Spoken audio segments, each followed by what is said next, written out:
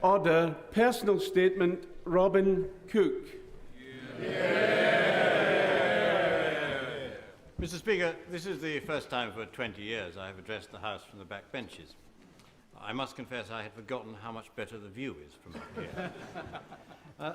None of those 20 years were more enjoyable or more rewarding than the past two, in which I have had the immense privilege of serving this House as the leader of the House. Made all the more enjoyable, Mr. Speaker, by the opportunity of working closely with yourself. It was frequently the necessity for me as leader of the House to talk my way out of accusations that a statement had been preceded by a press interview. On this occasion, I can say with complete confidence that no press interview has been given before this statement. I have chosen to address the House first on why I cannot support a war without international agreement or domestic support. The present Prime Minister is the most successful leader of the Labour Party in my lifetime. I hope he will continue to be the leader of our party, and I hope he will continue to be successful. I have no sympathy with, and I will give no comfort to those who want to use this crisis to displace him. I applaud the heroic efforts the Prime Minister has made in trying to secure a second resolution. I do not think anybody could have done better than the Foreign Secretary in working to get support for a second resolution within the Security Council. But the very intensity of those attempts underlines how important it was to succeed. Now that those attempts have failed, we cannot now pretend that getting a second resolution was of no importance. France has been at the receiving end of bucket loads of commentary in recent days. It is not France alone that wants more time for inspections. Germany wants more time for inspections. Russia wants more time for inspections. Indeed, at no time have we signed up even the minimum necessary to carry a second resolution. We delude ourselves if we think that the degree of international hostility is all the result of President Chirac. The reality is that Britain is being asked to embark on a war without agreement in any of the international bodies of which we are a leading partner. Not NATO, not the European Union, and now not the Security Council. To end up in such diplomatic weakness is a serious reverse. Only a year ago, we and the United States were part of a coalition against terrorism which was wider and more diverse than I would ever imagine would be possible. History will be astonished at the diplomatic miscalculations that led so quickly to the disintegration of that powerful coalition. The US can afford to go it alone, but Britain is not a superpower. Our interests are best protected not by unilateral action, but by multilateral agreement and a world order governed by rules. Yet tonight, the international partnerships most important to us are weakened. The European Union is divided. The Security Council is in stalemate. Those are heavy casualties of a war in which a shot has yet to be fired. I've heard some parallels between military action in these circumstances and the military action that we took in Kosovo. There was no doubt about the multilateral support we had for the action we took in Kosovo. It was supported by NATO. It was supported by the European Union. It was supported by every single one of the 7 neighbors in the region. France and Germany were our active allies. It is precisely because we have none of that support in this case that it was all the more important to get agreement in the Security Council as the last hope of demonstrating international agreement. And the legal basis for our action in Kosovo was the need to respond to an urgent and compelling humanitarian crisis. Our difficulty in getting support this time is that neither the international community nor the British public is persuaded that there is an urgent and compelling reason for this military action in Iraq. The threshold for war should always be high. None of us can predict the death toll of civilians from the forthcoming bombardment of Iraq. But the US warning of a bombing campaign that will shock and awe makes it likely that casualties will be numbered at least in the thousands. I am confident that British servicemen and British servicewomen will acquit themselves with professionalism and with courage. I hope that they all come back. I hope that Saddam even now will quit Baghdad and avert war.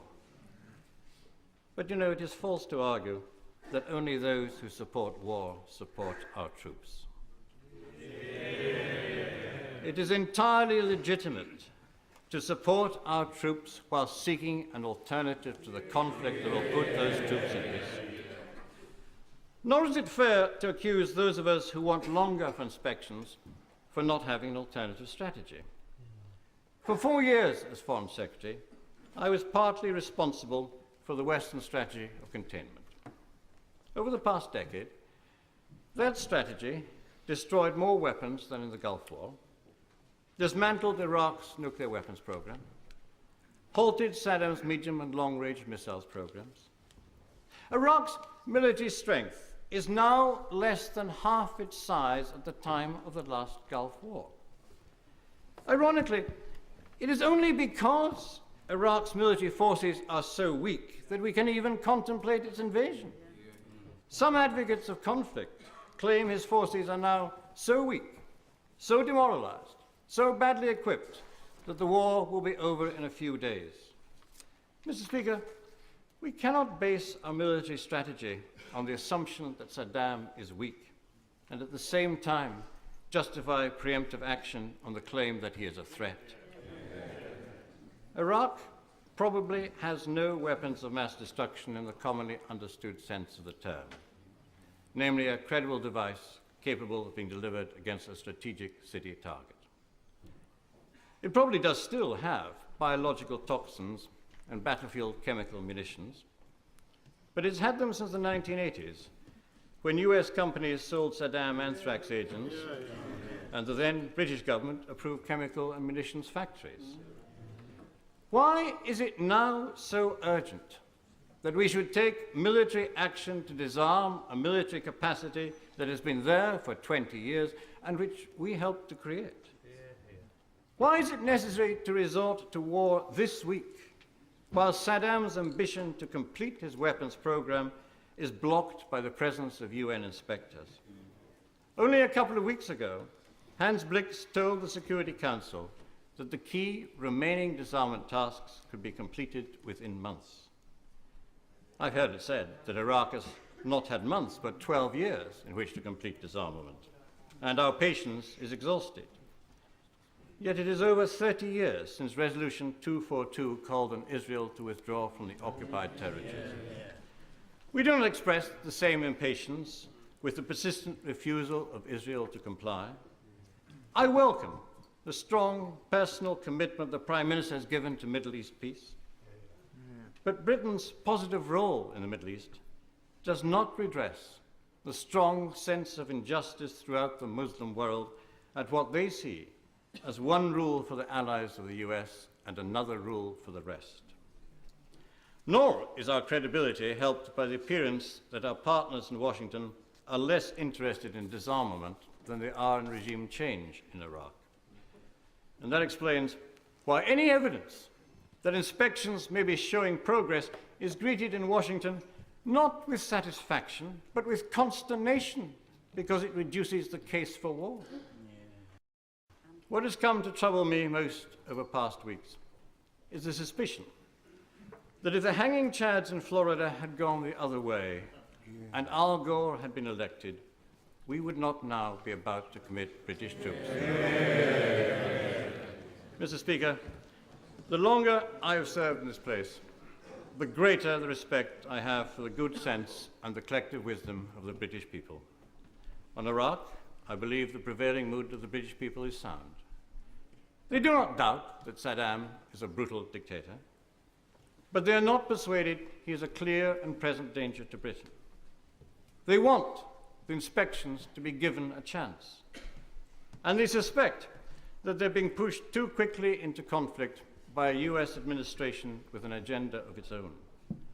Above all, they are uneasy at Britain going out on a limb in a military adventure without a broader international coalition and against the hostility of many of our traditional allies. From the start of the present crisis, as leader of this House, I've insisted on the right of this place to vote on whether Britain should go to war. It has been a favourite theme of commentators that this House no longer occupies a central role in British politics. Nothing could better demonstrate that they are wrong than for this House to stop the commitment of troops in a war which has neither international agreement nor domestic support. I intend to join those tomorrow night who vote against military action now. It is for that reason, and that reason alone, and with a heavy heart, that I resigned from the government.